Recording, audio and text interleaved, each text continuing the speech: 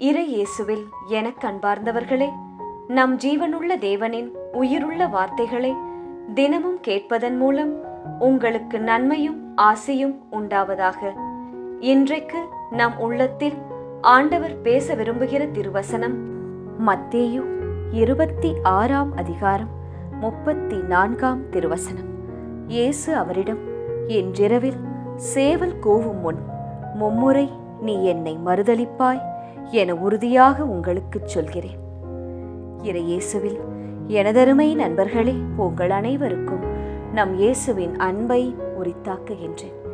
என்று தவக்காலம் 5ஆம் ஞாயிற்றுக்கிழமை. அனைவரும் மன நிம்மதியாய், குடும்பமாய், மகிழ்ச்சியாய் குடியிருக்க வேண்டும் என்பதற்காய் நம் ரோசரி பிரேயர்ஸ் குடும்பத்தாருக்காக ஜெபிக்கின்றேன். இன்றும் கூட நாம் தவக்காலத்தில் இருப்பதால் இயேசுவின் சிலுவை, அதன் பாடுகளை குறித்துதான் நாம் தொடர்ந்து தியானிக்க சித்தமாயிருக்கின்றோம். நிச்சயம் அது நமக்குள் ஒரு சின்ன மாற்றத்தையாவது உருவாக்கும். இயேசு சிலுவையில் பாடுபடுவதற்கு முந்தின நாள் ராபோசனத்தில் இருக்கும்போது பேதுரு இயேசுவிடம் கூறுகிறார், எல்லாரும் உன்னை விட்டு ஓடி போனாலும் நான் ஒருபோதும் உம்மை விட்டு ஓடிப்போக மாட்டேன் என்று. இயேசு பேதுருவிடம், இன்றிரவில் சேவல் கூவும் முன் 3 முறை நீ என்னை மறுதலிப்பாய் என உறுதியாக உனக்கு சொல்லுகிறேன் என்றார். பேதுரு பதில் கூறுகிறார், நான் உம்மோடு சேர்ந்து இறக்க வேண்டி இருந்தாலும் உம்மை ஒருபோதும் மறுதலிக்க மாட்டேன் என்பதாய். ஆனால் பேதுருவோ இயேசு சொன்னபடிதான் 3 முறை மறுதலித்தாரே தவிர உடனிருக்கவில்லை. பயந்து நடுங்கி ஓடி ஒளிந்தார். நண்பர்களே, எங்கே இயேசுவோடு இருந்தவன் என்று தெரிந்தால் தன்னையும் ரோமர்கள் துன்புறுத்துவார்களோ என்று நடுங்கினார். சூழ்நிலையைக் கண்டு பயந்தார். தன்னை அழைத்த இயேசு உண்மையுள்ளவர், கைவிடவே மாட்டார், தன் உயிரை கூட கொடுத்து என்னை காப்பார் என்பதை மறந்துவிட்டார் பேதுரு. முதலில் பணிப்பெண் ஒருத்தி இயேசுவை கைது செய்த பின், இவனும் அவனோடு இருந்தவன்தான் என்றபோது, அவரை எனக்கு தெரியாது என்றார். இரண்டாவது, கொஞ்ச நேரம் கழித்து வேறொருவர், நீயும் அவர்களை சேர்ந்தவன் இல்லையா என்று கேட்டபோது, எனக்கு தெரியாது, இல்லையப்பா என்றார். 3ஆம் முறையாக 1 மணி நேரத்திற்கு பிறகு மற்றொருவர், உண்மையாகவே இவனோடு இருந்தவன்தான், இவனும் கலிலேயன்தான் என்றான்.